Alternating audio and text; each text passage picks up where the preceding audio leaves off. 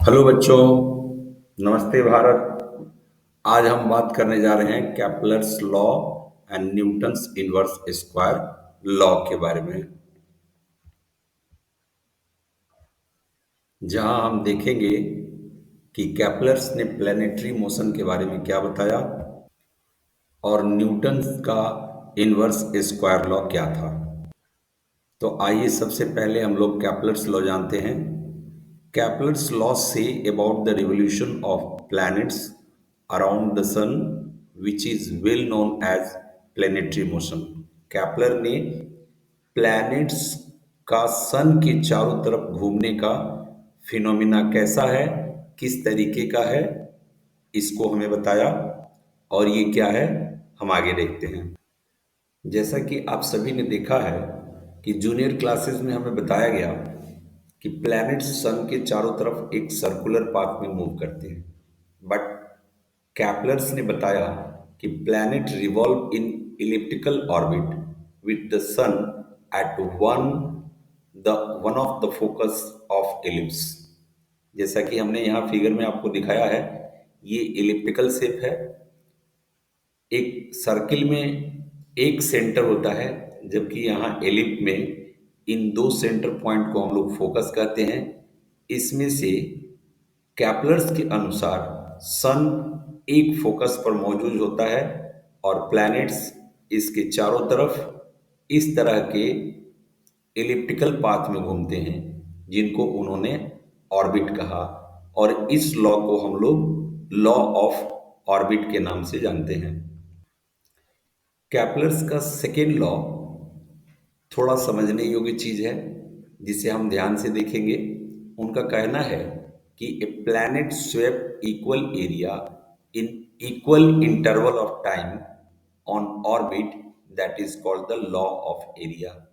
आप यहां देख रहे हैं कि सन पी पोजीशन पे है और टाइम टी जीरो पर कोई प्लैनेट इस पॉइंट पे दिखाई देता है, और एक टाइम इंटरवल के बाद यानी T1 टाइम पे ये प्लैनेट रेड वाले पोजीशन पे चला गया।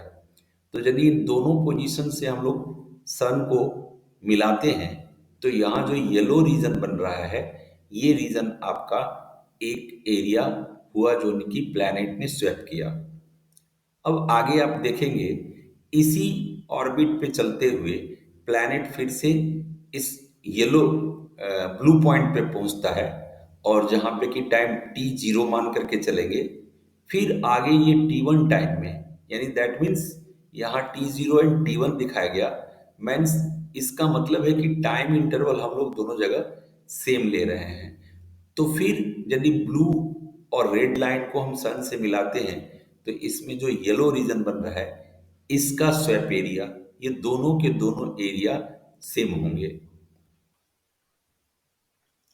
या कुछ हम ऐसे कहें कि इस पॉइंट पे यदि ये एरिया स्वैप करके A1 बनाया जाता है और यहाँ पर एरिया A2 बनता है, तो अकॉर्डिंग टू केपलर्स लॉ यहाँ पे आपका A1 इक्वल टू A2 होगा।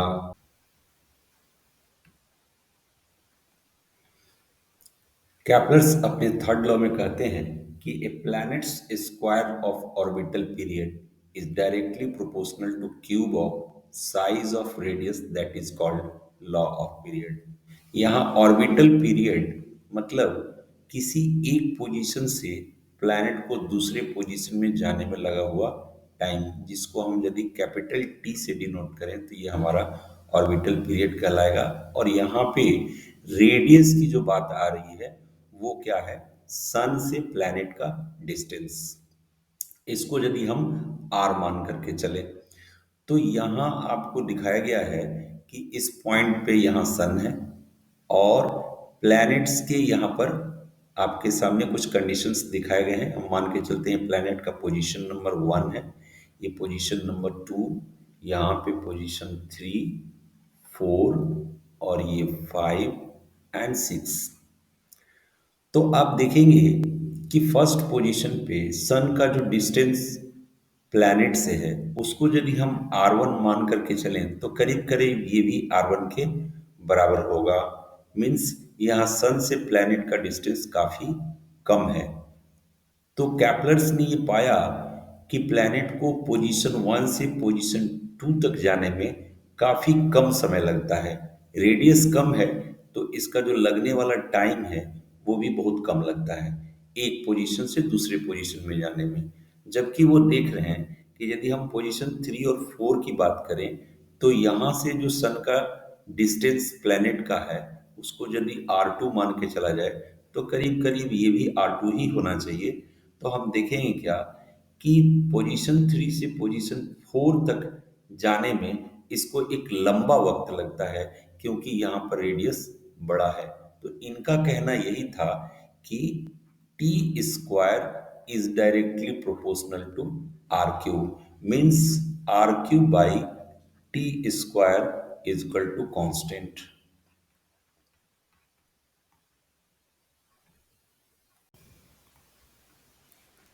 सो हमने देखा कि कैपलर्स ने तीन लॉ बताए।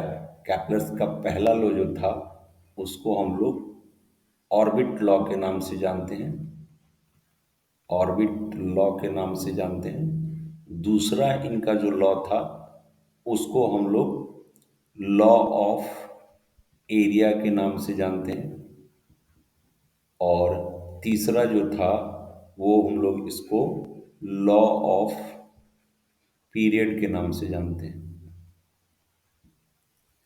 अब आइए हम देखते हैं कि इनवर्स स्क्वायर लॉ क्या था।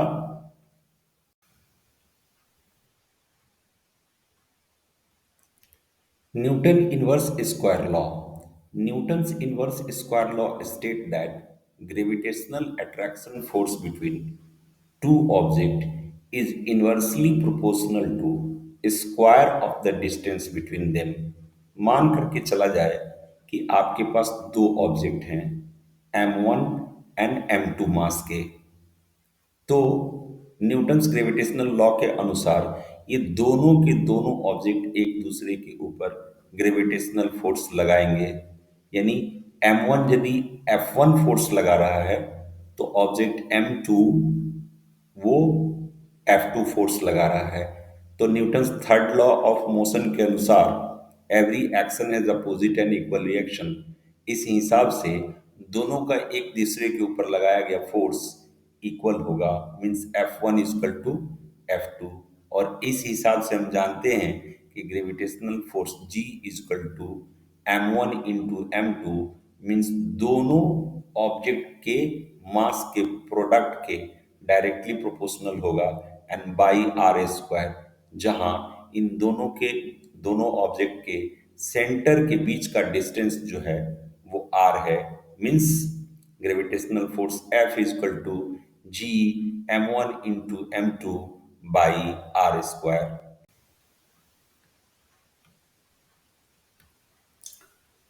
So we see here F is equal to capital G m1 m2 by r square। Hence we can say, हम कह सकते हैं ये बात कि gravitational force F is inversely proportional to 1 by r square, inversely proportional to r square। Means इस fact तक Newton कैसे पहुंचे कि दो ऑब्जेक्ट के बीच का ग्रेविटेशनल फोर्स उनके डिस्टेंस के स्क्वायर का इन्वर्स होगा। मीन्स यदि डिस्टेंस बढ़ेगा तो ग्रेविटेशनल फोर्स कम हो जाएगा, डिस्टेंस घटेगा तो ग्रेविटेशनल फोर्स बढ़ जाएगा। हालांकि ऐसा मैग्नेटिक फोर्स और चार्ज पार्टिकल के बीच में देखा जा चुका था, बट क्या ये बात ग्रेविटेशनल फोर्स के साथ भी सही था? तो how Newton reach to the fact, Newton इस फैक्ट तक कैसे पहुंचे, इसके लिए उन्होंने कैपलर्स लॉ का हेल्प लिया। आइए देखते हैं कैसे। We know that speed of object on circular path v is equal to 2 pi r by t, जहां पे मान के चलिए कि ये एक सर्कुलर पाथ है और उसके ऊपर कोई ऑब्जेक्ट यदि चल रहा है और इस सर्कुलर पाथ का जो रेडियस है वो आर है, तो इस सर्कुलर पाथ पे चलते हुए ऑब्जेक्ट का स्पीड तो हम लोग जानते हैं कि डिस्टेंस बाय टाइम होता है। तो इस सर्कुलर पाथ का सरकमफ्रेंस जो होगा वो डिस्टेंस बन जाएगा 2 पाई आर, और इसको एक चक्कर लगाने में लगा हुआ जो टाइम होगा, टाइम पीरियड, उसको हम लोग टी कहेंगे। जैसा कि हमने यहाँ आपको दिखाया भी है कि where r is equal to radius and t is equal to time period.